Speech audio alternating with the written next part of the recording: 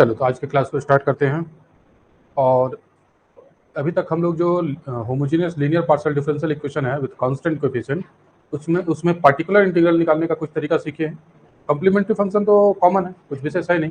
Particular integral निकालने का जो तरीका सीखे हैं तो उसमें इक्वेशन अगर इस फॉर्म में हो F D D dash Z equal to capital F of X comma Y, इसका अगर पार्टिकुलर इंटीग्रल निकालना है तो डिपेंड इस पर करता था। दो चीज था, अगर ये पहला वाला में बताए थे कि अगर ये जो है X to the power M into Y to the power M इस तरीके के टर्म का सम या फिर डिफरेंस हो इस फंक्शन में, तो उसका तरीका निकालने के लिए बता दिए हैं पार्टिकुलर इंटीग्रल कैसे निकालते हैं। दूसरा कल भी हम लोग डिस्कस किए थे जो उसमें ये जो फंक्शन है अगर ए एक्स प्लस बी वाई का फंक्शन हो तब कैसे निकालते हैं। अब क्या कोई भी सवाल में फंक्शन जो है बस यही दोनों टाइप में से आ जाएगा? नहीं आएगा। जैसे एक सवाल अभी तुम लोग जो पूछ रहा है y माइनस वन, ये जो है फंक्शन ये किसके बराबर है? y minus one into E to the power X. क्या इस फॉर्म में आ रहा है? x to the power m into Y to the power m के टर्म का सम है। एक्सपोनेंशियल भी है यहाँ पर, यहाँ तो सिर्फ x का पावर और y का कुछ पावर होना चाहिए, यहाँ तो एक्सपोनेंशियल भी है ना। तो ये इस फॉर्म में तो नहीं आया। क्या ए एक्स प्लस बी वाई का फंक्शन है? सिर्फ ए एक्स प्लस बी वाई का फंक्शन नहीं, यहाँ पर दिख रहा है एक्सपोनेंशियल है। यहाँ तो सिर्फ एक्स और वाई का ही टर्म है, उसके साथ कोई कांस्टेंट है, लेकिन यहाँ तो एक्सपोनेंशियल है, इसमें भी नहीं आया। तब ऐसे सवाल को कैसे बनाएंगे? जो हम लोग दो स्पेशल टाइप का पढ़े हैं इस फंक्शन के बारे में, अगर उसमें से किसी में नहीं आ रहा है तब फिर कैसे बनाएंगे? तो उसके लिए हम लोग general method of finding particular integral of linear homogeneous partial differential equation with constant coefficient, ये वाला रूल अप्लाई करेंगे। जनरल मेथड, ये जनरल मेथड मतलब किसी में भी अप्लाई कर सकते हैं, ये सब में भी बन जाएगा। ये जो दो तरह का बताया है उसमें भी ये अप्लाई हो सकता है, या तो फिर उसमें जो पहले बताए हैं उस तरीके से बना लो, और जो इस फॉर्म में से नहीं आ रहा है उसमें हम लोग ये जनरल मेथड अप्लाई करेंगे। तो क्या तरीका है, चलो देखो इस जनरल मेथड के बारे में। हम लोग मान लेते हैं कि let F D D dash Z equal to capital F of X comma Y be a linear homogeneous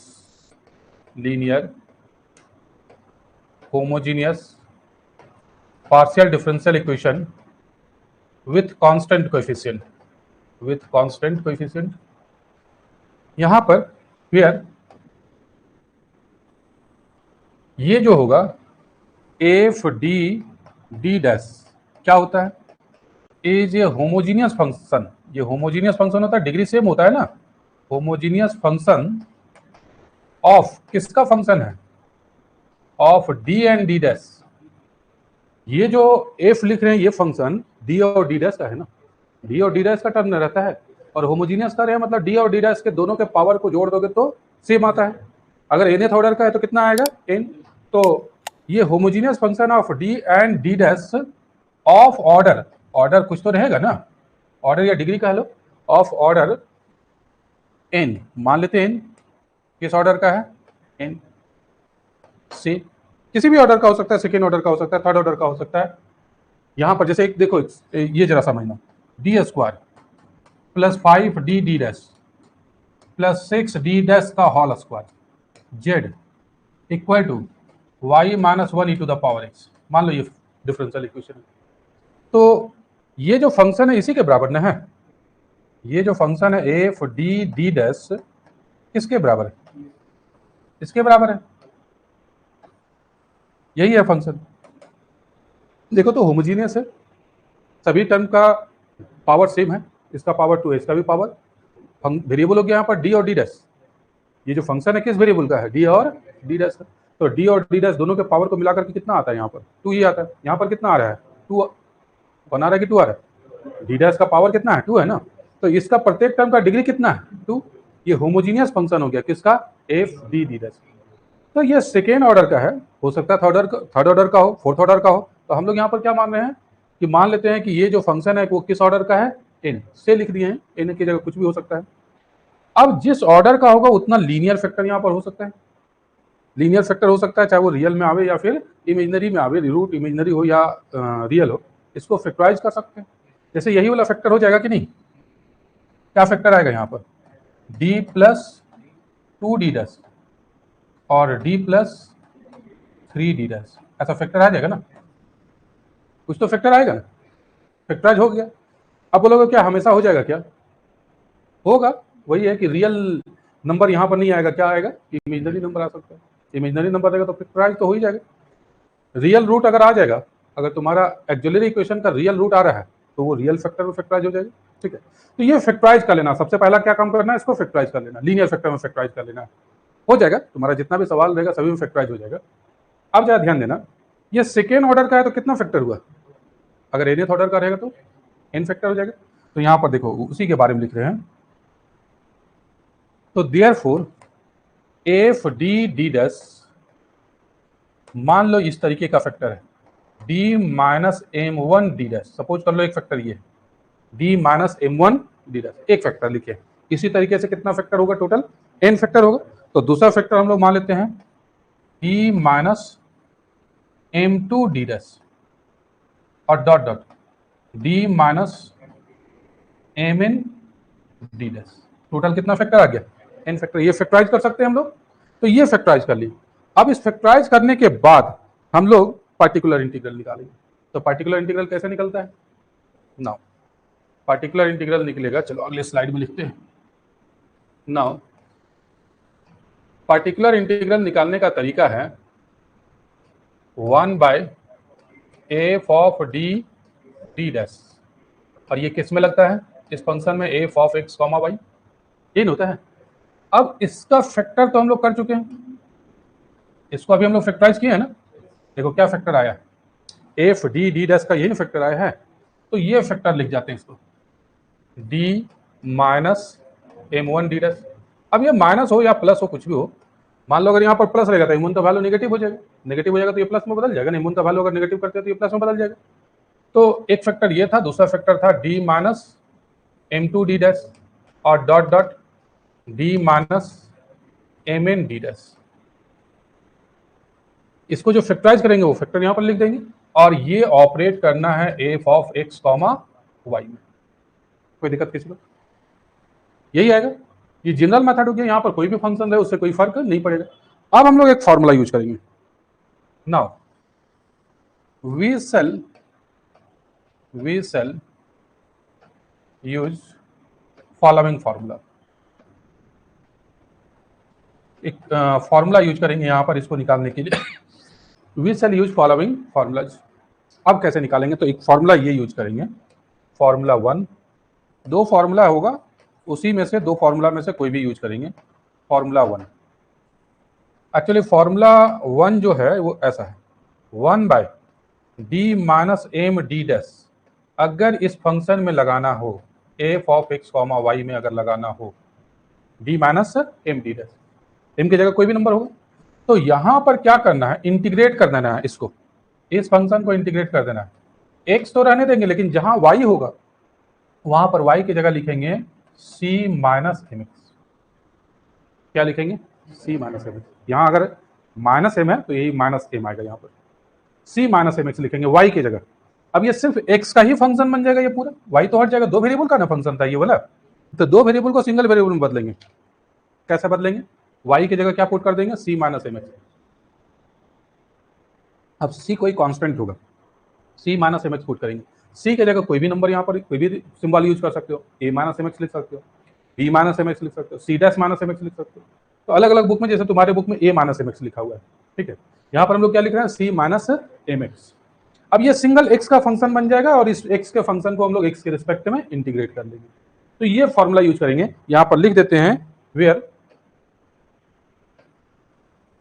y बराबर क्या होगा, y जो है वो c बराबर क्या होगा, वेयर c बराबर किसके जगह लिख रहे हैं? c y के जगह ना c माइनस एम एक्स लिख रहे हैं, y की जगह क्या बैठा रहे हैं? c minus M X. तो c का वैल्यू कितना आ जाएगा? y plus M x, Y plus M X, ये ना आएगा। तो एक फॉर्मूला ये यूज करेंगे। दूसरा फॉर्मूला जरा समझोगे, ध्यान देना। दूसरा फॉर्मूला क्या होगा? दूसरा फॉर्मूला बिल्कुल सेम है, कुछ अलग नहीं है।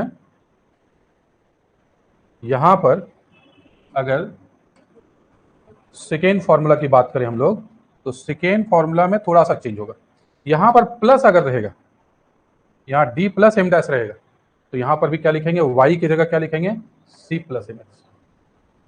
अगर माइनस रहेगा तो यहाँ सी माइनस एम एक्स, और यहाँ पर प्लस एम रहेगा तो सी प्लस एम एक्स। और ये किसके बदले लिखे, वाई के जगह सी माइनस एम एक्स लिखे, सी प्लस एम एक्स। तो सी का वैल्यू कितना होगा, एम एक्स इधर ले आओ, तो सी का वैल्यू हो जाएगा वाई माइनस एम एक्स। क्या कोई दिक्कत है? तो यही दोनों में से जो भी फॉर्मूला होगा यूज कर लेंगे, और इसके बाद एक एक करके यूज करेंगे। पहले सिर्फ इसके लिए नहीं बताएं, एक फैक्टर के लिए, तो ये वाला फॉर्मूला इसमें लगाएंगे, उसका वैल्यू निकाल लेंगे, फिर दूसरा फैक्टर का ऑपरेट करेंगे, फिर तीसरा फैक्टर ऑपरेट करेंगे। इस तरीके से जितना भी फैक्टर होगा सब एक एक करके वन बाय वन उसको ऑपरेट कर लेंगे, उसको लगा लेंगे, और उसके बाद जो भी वैल्यू आएगा उसी का वही पार्टिकुलर इंटीग्रल हो जाएगा। क्लियर है? ये कोई दिक्कत? और अगर थोड़ा बहुत दिक्कत है तो वो कहाँ से क्लियर होगा, क्वेश्चन से। तो चलो तुम लोग जो क्वेश्चन पहले पूछ रहा था उसी को हम बताते हैं। एक्सरसाइज का क्वेश्चन नंबर 6 देखो क्या है, समझना क्वेश्चन। क्वेश्चन नंबर 6 है, क्वेश्चन है कि सॉल्व, इक्वेशन दिया हुआ है D square minus D D dash और minus 2d square Z equal to Y minus 1 e to the power x। ये क्वेश्चन हो गया। अब इसको बनाते कैसे समझो।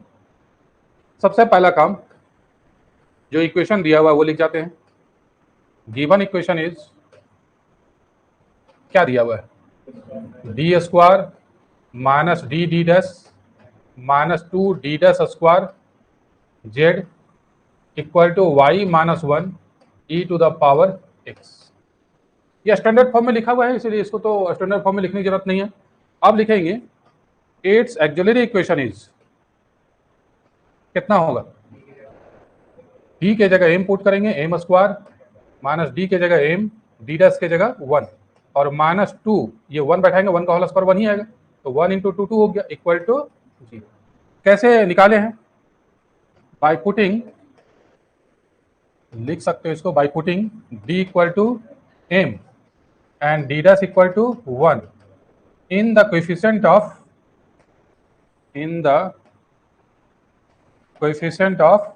z of equation 1। इक्वेशन 1 का z का जो कोएफिशिएंट है उसमें हम लोग d के जगह m और d डैश के जगह 1 बैठा दिए। क्या ये फैक्टराइज होगा, ये सॉल्व होगा? तो देखो कैसे होगा, m स्क्वायर रहने देते हैं, इसको लिखते हैं माइनस 2m प्लस m और माइनस 2 रहने देते हैं, फैक्टराइज कर रहे हैं। दोनों से क्या कॉमन आएगा, m कॉमन आ जाएगा तो m माइनस 2, और यहाँ पर 1 कॉमन ले लेते हैं तो m माइनस 2, m माइनस 2 दोनों से कॉमन ले लेते हैं, तो m माइनस 2 कॉमन ले लेंगे तो क्या बचेगा, m प्लस 1 इक्वल टू 0। यहाँ से m का वैल्यू कितना आ रहा है, यहाँ से m का वैल्यू देखो कितना आ रहा है, that is m equal to minus 1 और 2 आ रहा है, ये दो वैल्यू आया ना, m का वैल्यू माइनस 1 आ रहा है और यहाँ पर कितना आ रहा है, 2 आ रहा है। तो therefore complementary function equal to φ1 क्या होता है, y प्लस एम एक्स में होता है, m की जगह कितना है माइनस 1, तो y माइनस एक्स और प्लस φ2 y प्लस 2x। क्या क्लियर है? तो ये दोनों, अब कोई भी पहले लिख सकते हो, ये लिखा है तुम्हारा प्लस 2 को पहले लिखा है, बाद में माइनस 1 लिखा है, तो उससे कोई फर्क नहीं पड़ता, ऐसा कर सकते हैं हम लोग, 2 को पहले और माइनस 1 को बाद में। तो क्या हो जाएगा यहाँ पर, y plus φ1 y plus 2x और प्लस φ2 y माइनस एक्स। जरूरी नहीं है, वो जो पहले लिखे थे वो भी सही है, उसे ऑर्डर से कोई फर्क नहीं पड़ता है। यहाँ पर φ1 और φ2 क्या है, where φ1 and φ2 are arbitrary functions. अब क्या करेंगे हम लोग, अब पार्टिकुलर इंटीग्रल निकालेंगे। तो पार्टिकुलर इंटीग्रल क्या होगा ना, पार्टिकुलर इंटीग्रल हो जाएगा 1 डिवाइडेड बाय ऑपरेटर फंक्शन कितना है, D square minus D D dash minus 2d dash का होल स्क्वायर, किस में लगाना है, y minus 1 e to the power x। पहले जो भी मेथड जो भी बताए हैं स्पेशल फॉर्म, उस फॉर्म में तो ये नहीं आ रहा है ये फंक्शन, तो यहाँ पर जनरल मेथड अप्लाई करेंगे, तो इसको फैक्टराइज करेंगे। एक्चुअली इक्वेशन का लीनियर फैक्टर आया है, ये वाला, तो ये भी वही है, वैसा ही फैक्टर हो जाएगा।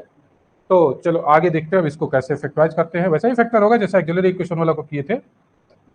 तो देखो आगे यहां पर ये हो जाएगा 1 डिवाइडेड बाय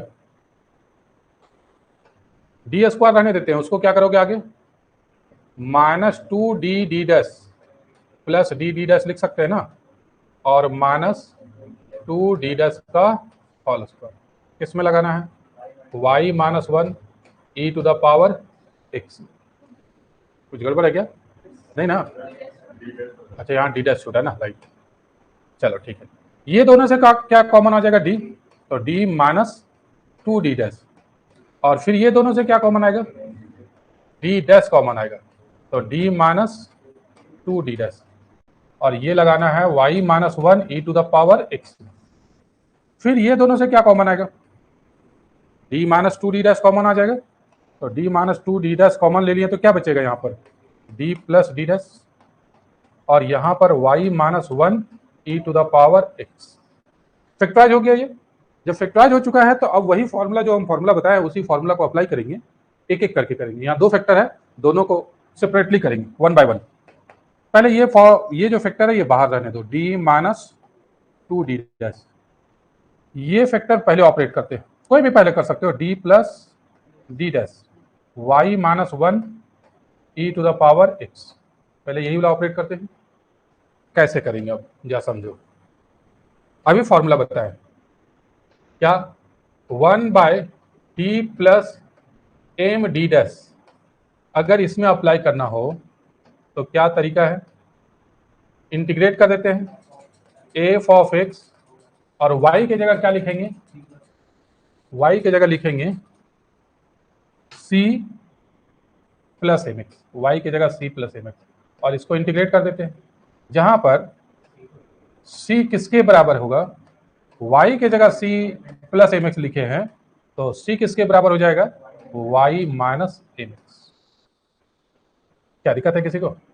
ये ना फॉर्मूला अभी बताएं, थोड़ा यहाँ पर मेंशन भी कर देंगे हम लोग जो फॉर्मूला यूज कर रहे हैं। तो देखो अब यही फॉर्मूला यूज करेंगे, एक मिनट रुक जाना, जस्ट ये फॉर्मूला यूज करेंगे। तो यहां पर 1 डिवाइडेड बाय d - 2d रहने देते हैं, और ये फॉर्मूला अप्लाई करोगे जब यहां पर, तो इस फंक्शन में जहां जहां y होगा उसकी जगह c प्लस एम एक्स। तो यहां पर जहां भी y होगा इस फंक्शन में एक ही जगह है, तो इस y की जगह क्या पुट करेंगे हम लोग, c plus M x. M की जगह कितना है यहाँ पर 1 है, यहाँ तो m की जगह 1 है, तो c plus 1x, c plus M x, m की जगह क्या है 1, तो c प्लस 1 इंटू एक्स मतलब कितना c प्लस एक्स, इस y की जगह c प्लस एक्स माइनस 1, और यहाँ पर e to the power x. जो भी y होगा उसके जगह पुट कर देना, इस फंक्शन में y जहां रहेगा उसके जगह पुट कर देना, और इस फंक्शन को आप किसके रिस्पेक्ट में इंटीग्रेट करेंगे, x के रिस्पेक्ट में। यहाँ पर लिख देंगे वेयर c बराबर क्या हो जाएगा, किसको पुट किए, y बराबर c प्लस एक्स पुट न किए हैं, तो c बराबर क्या हो जाएगा y माइनस एक्स। क्या दिक्कत है किसी को? ये फॉर्मूला हम नीचे लिख दे रहे हैं, जो फॉर्मूला यूज किए हैं तुम लोग लिख सकते हो इसको, इस फॉर्मूला को। अब इसी को आगे बढ़ो, ये रहने दो d - 2d, ये रहने देते हैं, इंटीग्रेट करना है, तो c - 1 को एक जगह कर दो, c - 1 और e to the power x वहां पर भी मल्टीप्लाई होगा, और x में भी e to the power x multiply होगा। क्या ऐसा कर सकते हैं? ये होगा ना, c - 1 को एक साथ कर दिए और e to the power x, और x into e to the power x. कोई दिक्कत किसी को आ रहा है समझ में? आगे बढ़ते हैं, अब इंटीग्रेट कर देते हैं। अब देखो आगे 1 डिवाइडेड बाय d - 2d रहने देते हैं, ये इंटीग्रेट करना है। क्या ये कांस्टेंट है, c - 1 कांस्टेंट है, ये बाहर आ जाएगा, e to the power X का integral e to the power X. इसको क्या करना पड़ेगा, बाई पार्ट से करना पड़ेगा। तो बाई पार्ट से करोगे तो क्या, आइलेट वाला है ना रूल, तो आइलेट के अनुसार पहले अलजेब्रिक आता है बाद में एक्सपोनेंशियल आता है, तो अलजेब्रिक को फर्स्ट मानेंगे, ये फर्स्ट हो जाएगा और ये सेकेंड। तो बाई पार्ट से करो, पहले फर्स्ट फंक्शन यानी कि X into integral of second, इसका इंटीग्रल यही होगा, minus differential coefficient of first, first का differential coefficient 1, integral of second और दोनों के प्रोडक्ट को फिर से हम लोग इंटीग्रेट कर रहे हैं। कोई दिक्कत किसी को? चलो अब आगे बढ़ते हैं, इसको कॉपी कर ले रहे हैं। अब देखो आगे क्या करते हैं। यहां पर 1 divided by D minus 2 d dash रहने देते हैं, ये रहने देते हैं। और यहां पर क्या है, c minus 1 e to the power x plus x e to the power x और माइनस फिर इसका इंटीग्रल क्या आएगा, e to the power x ही आएगा। e to the power x तीनों में है तो e to the power x common ले सकते हैं यहाँ पर, तो d माइनस 2 डी डैश और e to the power x common ले लेते हैं तो क्या बच रहा है यहाँ पर, c minus 1 plus x minus 1। अब c का वैल्यू बैठा देंगे, c जो हम लोग माने थे, c का जो वैल्यू यहाँ पर था वो पुट कर देते हैं। c का वैल्यू क्या था, चलो देखो, c का वैल्यू कितना था, y minus x, y minus x था ना, तो c के जगह y माइनस एक्स बैठा देते हैं। c के जगह y माइनस एक्स और ये प्लस एक्स है यहाँ पर, और फिर माइनस वन कितना हो गया, माइनस 2। ये plus x minus x cancel हो जाएगा, तो 1 divided by D minus 2 d dash, यहाँ क्या हो जाएगा, y minus 2 e to the power x. अब अभी तक एक फैक्टर यूज किए हैं, एक फैक्टर जो है वो ऑपरेट हुए किए हैं। अब ये जो दूसरा फैक्टर यहाँ पर बचा हुआ फिर उसको ऑपरेट करेंगे बिल्कुल वैसे ही। तो क्या करते हैं, इसको y माइनस एम एक्स के फॉर्म में है, इसको एक बार इंटीग्रेट करेंगे, लेकिन y को हटा करके क्या लिखेंगे हम लोग, y को हटा करके लिखेंगे c माइनस 2x। क्या बताए थे, अगर d minus M D dash रहे तो y को हटा करके क्या लिखते हैं, c माइनस एम एक्स लिखते हैं। यहाँ पर d माइनस 2 डी डैश है, मतलब m के जगह कितना है 2, तो c माइनस 2x लिखेंगे। और c पहले ऑलरेडी यूज कर चुके हैं, एक में यूज कर चुके हैं ना, तो ये दूसरा में क्या करते हैं, c डैश यूज करते हैं। कोई भी यूज कर सकते हो, c डैश यूज कर लेते हैं। तो यहाँ पर y के जगह लिखेंगे c डैश माइनस 2x और ये माइनस 2 है और यहाँ है e to the power x इस फंक्शन में, और फिर इसको इंटीग्रेट कर देंगे x के रिस्पेक्ट में, जहाँ पर y c के जगह क्या हो जाएगा, c डैश के जगह यहाँ c डैश यूज किया, c डैश बराबर क्या हो जाएगा, y प्लस 2x। अब चलो आगे देखो क्या करते हैं, यहाँ पर हम लिख दे रहे हैं। अब इसको बाई पार्ट से इंटीग्रेट करना पड़ेगा, तो c डैश माइनस 2 को एक साथ लिखते हैं, c डैश माइनस 2 और e to the power x multiply होगा minus 2x e to the power x, और इसी को इंटीग्रेट करना है हम लोग को, दोनों को सेपरेटली इंटीग्रेट कर सकते हैं। c डैश माइनस 2 कॉन्स्टेंट है, बाहर हो जाएगा, c डैश माइनस 2 बाहर हो जाएगा। इंटीग्रेट किसको करना है, e to the power x को, है ना, यहाँ पर c dash minus 2 e to the power x को इंटीग्रेट कर दिए, कॉन्स्टेंट को बाहर कर दिए, 2 कॉन्स्टेंट माइनस 2 बाहर हो जाएगा, यहाँ पर माइनस 2 बाहर हो जाएगा और इसको इंटीग्रेट करेंगे x e to the power x को। बाई पार्ट सप्लाई करो इसमें, ये तो डायरेक्ट हो जाएगा, इसको फर्स्ट और इसको सेकेंड मान करके बाई पार्ट से बनाते हैं।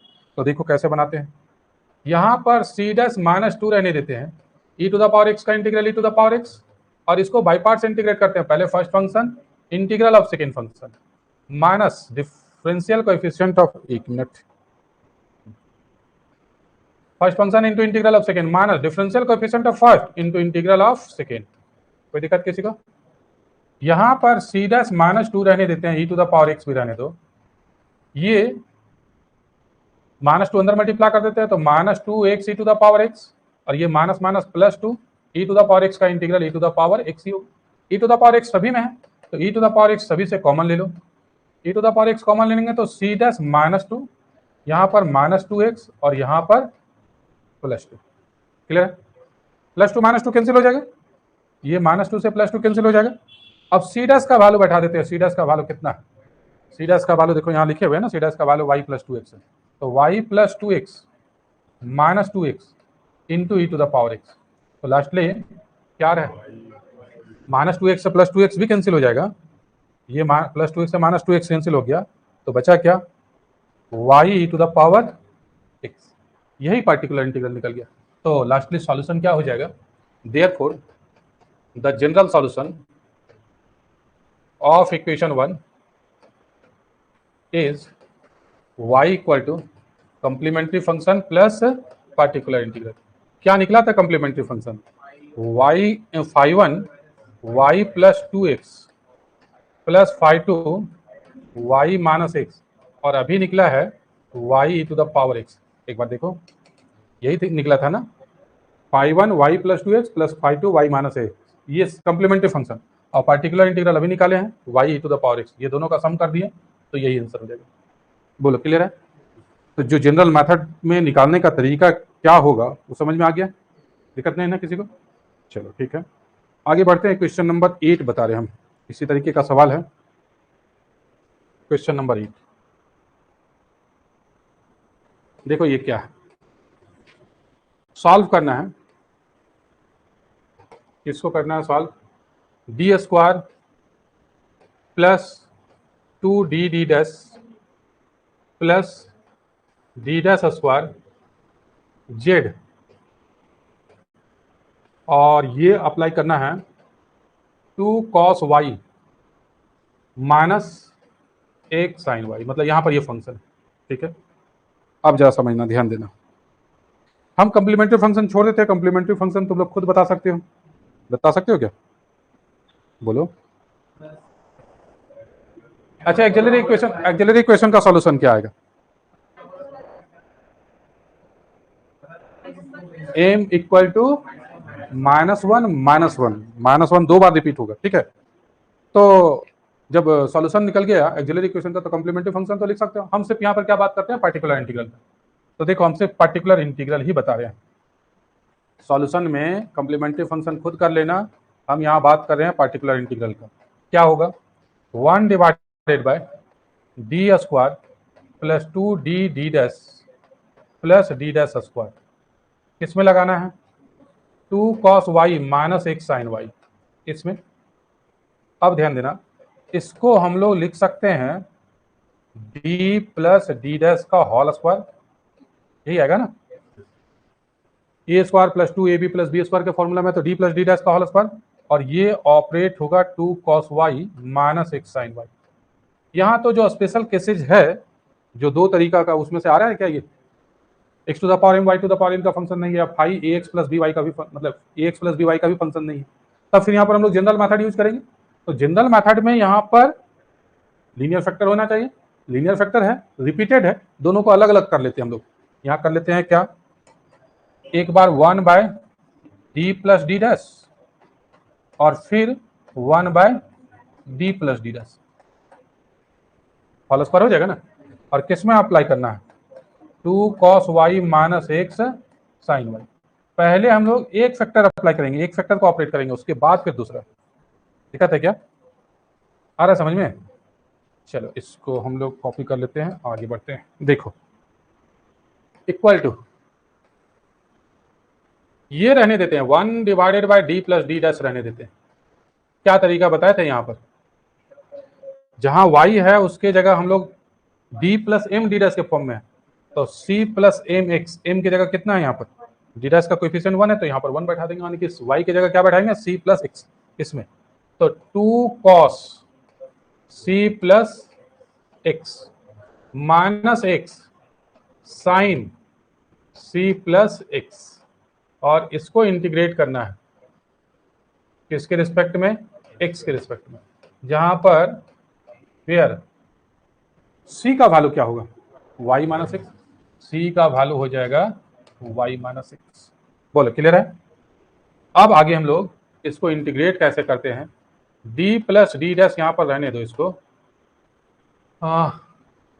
ऐसा करते हैं, ये तो डायरेक्ट इंटीग्रेट हो जाएगा, उसको बाई पार्ट्स में करना पड़ेगा।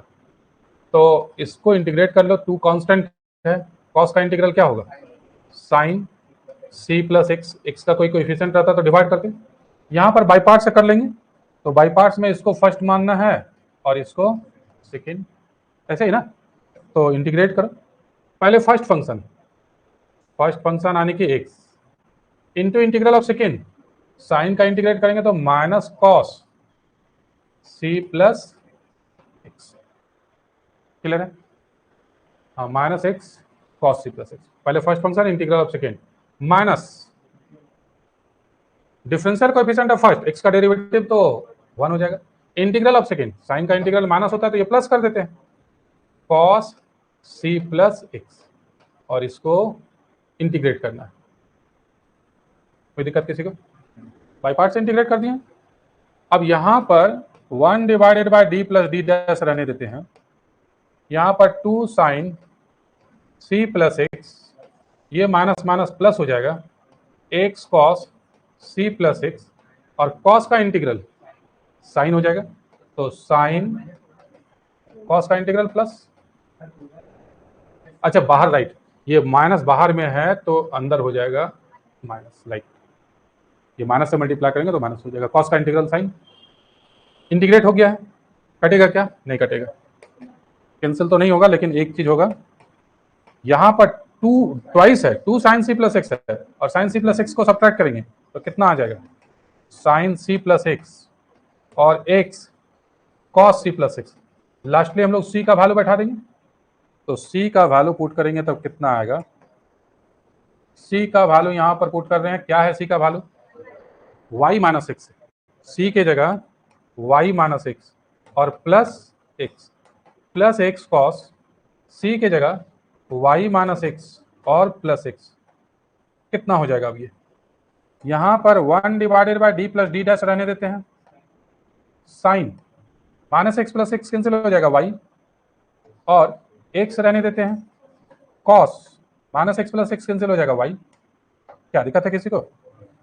चलो अब इसी को आगे लेकर के चलते हैं, अभी एक और ऑपरेटर ऑपरेट करना बाकी है, फिर वही काम करते हैं। अब देखो जरा समझना, फिर से आप वही काम करेंगे तो क्या हो जाएगा, ये इंटीग्रेट करते हैं हम लोग, और जहां y है उसके जगह क्या बैठाएंगे?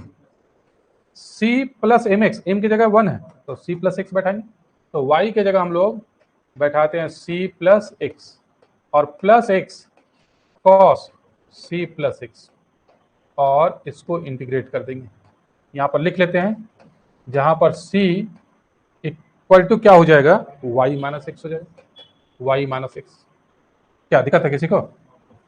अब फिर क्या करते हैं, इंटीग्रेट करो, सही, साइन एक्स का इंटीग्रल माइनस कॉस सी प्लस एक्स, इसको बाई पार्ट से करोगे तो पहले first function integral of second cos का integral plus sine C plus x minus differential coefficient of X, x का derivative 1, integral of second cos का sine सी plus x, और इसको इंटीग्रेट करेंगे, आगे यहां पर माइनस कॉस सी प्लस एक्स रहने दो, और यहां पर एक्स साइन सी प्लस एक्स, और साइन का इंटीग्रल माइनस, तो माइनस माइनस प्लस हो जाएगा, कॉस सी प्लस एक्स, ये कैंसिल हो जाएगा, ये वाला और ये वाला कैंसिल हो जाएगा, तो क्या बच रहा है लास्ट में? एक्स साइन, और सी का वैल्यू बैठाएंगे, सी का वैल्यू कितना है? y माइनस एक्स और plus x, minus X plus x cancel हो जाएगा, तो क्या बच रहा है? एक्स साइन वाई, तो ये हो गया पार्टिकुलर इंटीग्रल। कॉम्प्लीमेंट्री फंक्शन तुम लोग खुद निकाल लेना, तो क्या आएगा, हम जनरल सॉल्यूशन की बात करें तो जनरल सॉल्यूशन हो जाएगा z इक्वल टू, तुम लोग तो बता ही रहा था कि क्या होगा, वो तो डायरेक्ट तुम लोग बोल रहा था, क्या होगा इसका? -1 आ रहा है ना, -1 2 बार आ रहा है, तो 2 बार आ रहा है तो जनरल सॉल्यूशन हो जाएगा φ1 y minus X plus X φ2 y minus X, और प्लस पर्टिकुलर इंटीग्रल है एक्स साइन वाई, यही आंसर हो जाएगा। कोई दिक्कत किसी को आ रहा है समझ में? देखो कुछ सवाल तो हम लोग बनाए हैं, जो भी एक्सरसाइज में सवाल था उसको हम लोग देखे हैं, और पहले वाला जितना भी 6 के पहले सभी सवाल बना लिया था तुम लोग 1 से 5 तक, ठीक है। एक दो चीज़ जो हम बताए हैं कॉन्सेप्ट वो यहाँ पर यूज हुआ नहीं है, तो एक आध सवाल हम अलग से बता रहे हैं जिसमें उस कॉन्सेप्ट का यूज होगा पर्टिकुलर इंटीग्रल निकालने के लिए। तो एक आध सवाल हम देखते हैं वैसा कोई सवाल जिसमें से यूज होता है। चलो एक सवाल ये देखो, सॉल्व करना है ये डी स्क्वायर या डी क्यू है, D Q D dash square plus D square D dash का whole cube Z equal to 0, इसको सॉल्व करना, या समझोगे ये इस तरीके का सवाल है। तो बहुत छोटा, लेकिन जो कॉन्सेप्ट बताए थे हम उस कॉन्सेप्ट का अभी तक वो कहीं यूज नहीं हुआ था, इस सवाल में होगा। गिवन इक्वेशन इज, ये इक्वेशन दिया हुआ है D Q D dash square plus D square D dash cube Z equal to 0। ये इक्वेशन दिया हुआ। यहां से क्या कॉमन आएगा, डी डैश का whole square into d square. हाँ डी, हाँ वो दोनों डी डैश स्क्वायर पहले लिख दिए, ऐसा कोई भी पहले लिख सकते हो। चलो यही रहने दो, D dash square into d square. यहाँ क्या बचेगा डी, और यहाँ क्या बचेगा डी डैश। अभी तक का जो सवाल बनाए हो, अगर तुम एक्सिलरी इक्वेशन निकालोगे तो कैसे लिखोगे? एक्सिलरी इक्वेशन क्या होगा? एक्सिलरी इक्वेशन डी के जगह एम बैठाते हैं, डी डैश के जगह 1 बैठाते हैं। तो चलो डी डैश के जगह 1 बैठा दिया, डी की जगह एम बैठा दिया। M square m plus 1 equal to 0। क्या एम का वैल्यू आएगा 0 0 -1। तो इसका सॉल्यूशन क्या हो जाएगा, z बराबर 5 y प्लस एम एक्स मतलब 0x प्लस x रिपीटेड है x 5 y plus M x और प्लस 5 y माइनस एक्स। क्या ये जनरल सॉल्यूशन होगा? किस ऑर्डर का है ये डिफरेंशियल इक्वेशन? फिफ्थ ऑर्डर का। फिफ्थ ऑर्डर का है, कितना आर्बिट्ररी फंक्शन होना चाहिए, कितना आ रहा है, क्या जनरल सॉल्यूशन होगा? तब फिर गलत कहाँ होगी? एक हम कॉन्सेप्ट बताए थे कंप्लीमेंट्री फंक्शन निकालने का, कि अगर डी डैश का पावर r अगर इसका फैक्टर है, ऑपरेटर फंक्शन में अगर डी डैश का पावर अगर r फैक्टर है, तो उसके करिस्पॉन्डिंग कंप्लीमेंट्री फंक्शन का जो पार्ट होता है वो ये होता है 5(1)x plus y 5(2)x plus y square 5(3)x plus dot dot y का पावर r-1 5rx। तुम लोग देखोगे वो होगा कंप्लीमेंट्री फंक्शन निकालने का जब रूल लिखाए थे उसमें लिखा है नंबर 4 में, देखना नंबर 4 में, ठीक है। वहां पर नोट करके भी शायद लिखे हुए थे, नोट करके ही लिखे हुए थे, तो नोट वाला देखो, है ना, कि डी डैश का पावर अगर r है इस ऑपरेटर फंक्शन का पावर कोई फैक्टर, तो उस समय उसके करस्पॉन्डिंग कंप्लीमेंट्री फंक्शन का पार्ट ये आता है लिखा हुआ। इस कॉन्सेप्ट का अभी तक कोई सवाल में यूज हुआ है? नहीं हुआ। और अगर नहीं यूज करके अगर बनाते हैं, जैसे डायरेक्ट एक्सिलरी इक्वेशन लिखते हैं उस तरीके से लिखेंगे, तो एक्सिलरी इक्वेशन की हेल्प से तो हम लोग को बस इतना ही सॉल्यूशन आ रहा है। क्या ये जनरल सॉल्यूशन होगा? नहीं होगा, क्योंकि 5 चाहिए, 3 ही है यहाँ पर आर्बिट्रेरी फंक्शन। तो इसीलिए देखो कैसे लिखोगे। ऐसे तो हम इसके लिए भी बताएं कि डी का पावर r के लिए, डी का पावर r के लिए या एक डी के लिए क्या होता है फाई ऑफ y। अगर डी का पावर r रहे तो क्या होगा 5(1)y प्लस x 5(2)y, इसी तरीके से r फंक्शन होगा यहाँ पर। तो ये तो खैर आ जाता है, एक्सिलरी इक्वेशन में भी आ जाता है, देखो एक्सिलरी इक्वेशन में आ जाता है ना ये, तो इसको अलग से लिखने की जरूरत नहीं है। लेकिन डी डैश वाला जरूर लिखोगे, डी डैश वाला जरूर लिखोगे, क्योंकि होता क्या ना, ये गायब क्यों हो जाता है, डी डैश की जगह 1 बैठाते हैं तो ये गायब हो जाता है ना। तो और यहाँ पर एक्सिलरी इक्वेशन में डिग्री ही कम आ जाता है, ये 1 कर दोगे तो डिग्री कम हो गया, 5 डिग्री का है, यहाँ पर देखो 3 डिग्री होगी। तो इसीलिए इसके करस्पॉन्डिंग अलग निकाल लो। देखो पहले इसके बारे में लिखते हैं, corresponding two factor, corresponding to factor d dash square, the part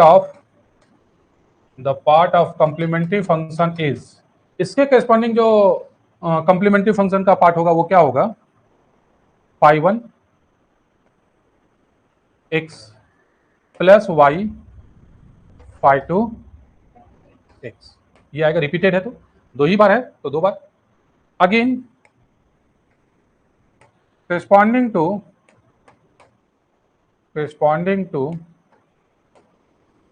factor d square d plus d dash, the auxiliary equation is इसके corresponding auxiliary equation क्या हो जाएगा m square into m plus 1 equal to 0। यानी कि यहां से m बराबर कितना 0 2 बार और 1 बार -1 होगा। ये आगे बढ़ते हैं। तो therefore the part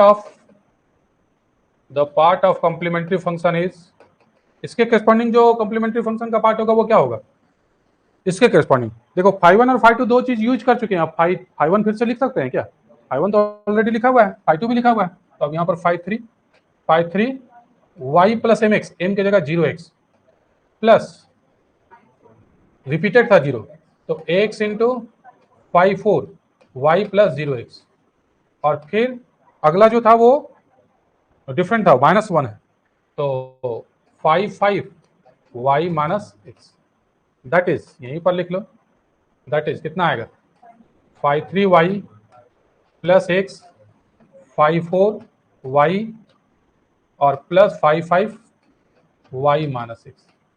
तो राइट साइड तो इसका 0 है ना, इसका कॉम्प्लीमेंट्री फंक्शन ही जनरल सॉल्यूशन हो जाएगा, पर्टिकुलर इंटीग्रल निकालने की जरूरत नहीं, ये 0 है, तो यहाँ पर तो therefore the general solution of equation 1 is क्या हो जाएगा, z इक्वल टू पहले क्या था phi 1 x plus y phi 2 x, और ये फिर बाकी ये तीनों लिखना पड़ेगा। तो चलो इसको हम यहीं पर ले आते हैं, तो यही आंसर हो जाएगा। कोई दिक्कत किसी को? ये भी 5 नंबर में भी पूछा जा सकता है इस तरीके का सवाल। और लास्टली एक चीज और, एक लाइन हम नहीं लिखे हैं, वो लिख देना तुम लोग, क्या where phi 1 phi 2 phi 3 phi 4 phi 5 are arbitrary function, where phi 1 phi 2 phi 3 phi 4 phi 5 are arbitrary functions, ये आंसर हो जाएगा। क्लियर है? कोई दिक्कत? तो इस एक्सरसाइज को तुम लोग कंप्लीट करोगे। उसके बाद नॉन होमोजीनियस का सवाल है, तो नॉन होमोजीनियस का सवाल को कल देखेंगे हम लोग, ठीक है।